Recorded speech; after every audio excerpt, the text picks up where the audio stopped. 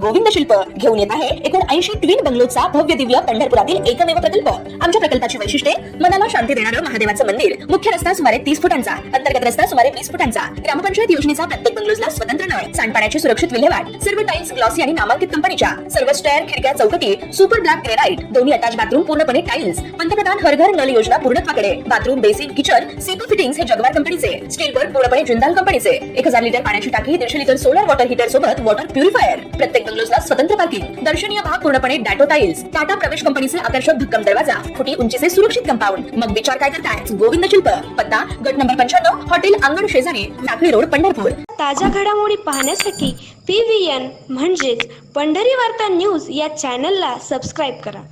आज विधिमंडळात लोकांमधून निवडून आलेल्या नगराध्यक्ष आणि महापौरांना आवश्यक प्रशासकीय अधिकार देण्याची मागणी करण्यात आल्याचे दिसून आले।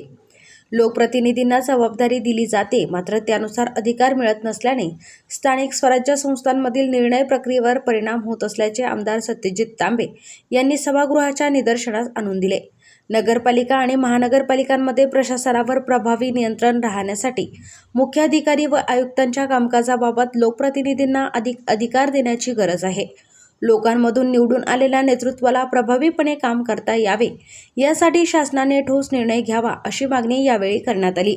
सभापती महोदय, एक महत्त्वाच्या मुद्द्याकडे मला खरं तर या सभागृहाच्या माध्यमातून सरकारचं लक्ष वेधायचं आहे की जनतेमधून नगराध्यक्ष नेमण्याचं काम खरं तर आपण केलं आणि मोठा क्रांतिकारी निर्णय आपण घेतला, जनतेतून नगराध्यक्ष निवडले जातात। परंतु आज नगराध्यक्ष असेल, नगरसेवक असेल, तो जी काउन्सिलची बॉडी असेल, त्यांचे अधिकार अत्यंत कमी करण्याचं काम सरकारने केलेलं आहे आणि मुख्य अधिकाऱ्यांचे अधिकार वाढवण्याचं काम केलेलं आहे।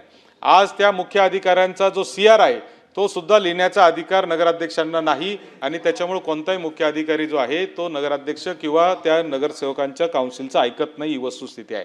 आणि म्हणून नगरपालिका असतील, महानगरपालिका असेल, इथले आयुक्त असतील किंवा नगरपालिकेमध्ये मुख्य अधिकारी असतील, यांचा CR सर्व्हिस बुकवर लिहिण्याचा अधिकार जो आहे तो नक्कीच तुम्हाला सांगतो की नगराध्यक्ष किंवा महापौरांकडे असला पाहिजे, तरच त्याच्यातून खऱ्या अर्थाने एक नियंत्रण प्रशासनावर येण्याची शक्यता आहे। हे त्याच्यातूनच खऱ्या अर्थाने काम होऊ शकतं।